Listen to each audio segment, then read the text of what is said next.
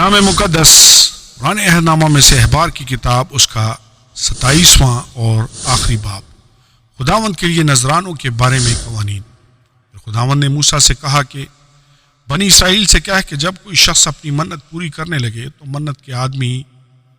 تیرے قیمت ٹھہرانے کے موافق خداوند کے ہوں گے۔ 20 برس کی عمر سے لے کر 60 برس کی عمر تک کے مرد کے لیے تیری ٹھہرائی ہوئی قیمت مقدس کی مسکال کے حساب سے چاندی کی 50 مسکال ہوں، اور اگر وہ عورت ہو تو تیری ٹھہرائی ہوئی قیمت 30 مسکال ہوں، اور اگر 5 برس سے لے کر 20 برس تک کی عمر ہو تو تیری ٹھہرائی ہوئی قیمت مرد کے لیے 20 مسکال اور عورت کے لیے 10 مسکال ہوں، اور اگر عمر 1 مہینے سے لے کر 5 برس تک کی ہو تو لڑکے کے لیے چاندی کی 5 مسکال اور لڑکی کے لیے چاندی کی 3 مسکال ٹھہرائی جائیں، اور اگر 60 برس سے لے کر اوپر کی عمر ہو تو مرد کے لیے 15 مسکال اور عورت کے لیے 10 مسکال مقرر ہوں۔ پر اگر کوئی تیرے اندازہ کی نسبت کم مقدور رکھتا ہو تو وہ کاہن کے سامنے حاضر کیا جائے، اور کاہن اس کی قیمت ٹھہرائے، یعنی جس شخص نے منت مانی ہے اس کی جیسی حیثیت ہو کاہن اس کے لیے ٹھہرائے۔ اور اگر وہ منت کسی ایسے جانور کی ہے جس کی قربانی لوگ خداوند کے حضور چڑھایا کرتے ہیں، تو جو جانور کوئی خداوند کی نظر کرے وہ پاک ٹھہرے گا، وہ اسے پھر کسی طرح نہ بدلے، نہ تو اچھے کے عوض برا دے اور نہ برے کے عوض اچھا دے۔ اور اگر وہ کسی حال میں ایک جانور کے بدلے دوسرا جانور دے تو وہ اور اس کا بدل دونوں پاک ٹھہریں گے۔ اور اگر وہ کوئی ناپاک جانور ہو جس کی قربانی خداوند کے حضور نہیں گزرانتے تو وہ اسے کاہن کے سامنے کھڑا کرے، اور خواہ وہ اچھا ہو یا برا کاہن اس کی قیمت ٹھہرائے، اور اے کاہن جو کچھ تو اس کا دام ٹھہرائے گا وہی رہے گا۔ اور اگر وہ چاہے کہ اس کا فدیہ دے کر اسے چھڑائے تو جو قیمت تو نے ٹھہرائی ہے اس میں اس کا 5واں حصہ وہ اور ملا کر دے۔ اور اگر کوئی اپنے گھر کو مقدس قرار دے تاکہ وہ خداوند کے لیے پاک ہو تو خواہ وہ اچھا ہو یا برا کاہن اس کی قیمت ٹھہرائے، اور جو کچھ وہ ٹھہرائے وہی اس کی قیمت رہے گی۔ اور جس نے اس گھر کو مقدس قرار دیا ہے اگر وہ چاہے کہ گھر کا فدیہ دے کر اسے چھڑائے تو تیری ٹھہرائی ہوئی قیمت میں اس کا 5واں حصہ اور ملا کر دے، تب وہ گھر اسی کا رہے گا۔ اور اگر کوئی شخص اپنے موروثی کھیت کا کوئی حصہ خداوند کے لیے مقدس قرار دے تو قیمت کا اندازہ کرتے وقت یہ دیکھنا کہ اس میں کتنا بیج بویا جائے گا، جتنی زمین میں ایک خومر کے وزن کے برابر جو بو سکیں اس کی قیمت چاندی کی 50 مسکال ہو۔ اگر کوئی سال یوبلی سے اپنا کھیت مقدس قرار دے تو اس کی قیمت جو تو ٹھہرائے وہی رہے گی، اور اگر وہ سال یوبلی کے بعد اپنے کھیت کو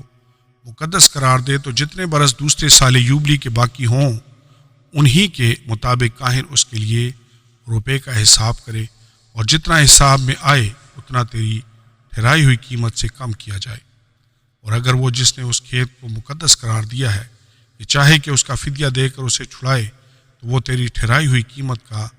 5واں حصہ اس کے ساتھ اور ملا کر دے تو وہ کھیت اسی کا رہے گا۔ اور اگر وہ اس کھیت کا فدیہ دے کر اسے نہ چھڑائے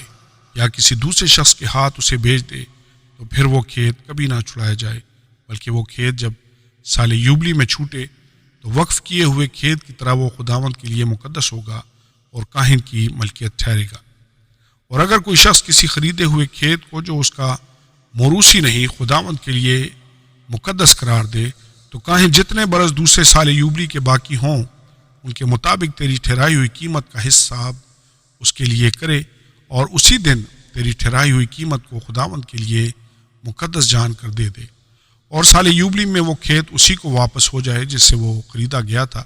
اور جس کی وہ ملکیت ہے، اور تیرے سارے قیمت کے انداز سے مقدس کی مسکال کے حساب سے ہوں،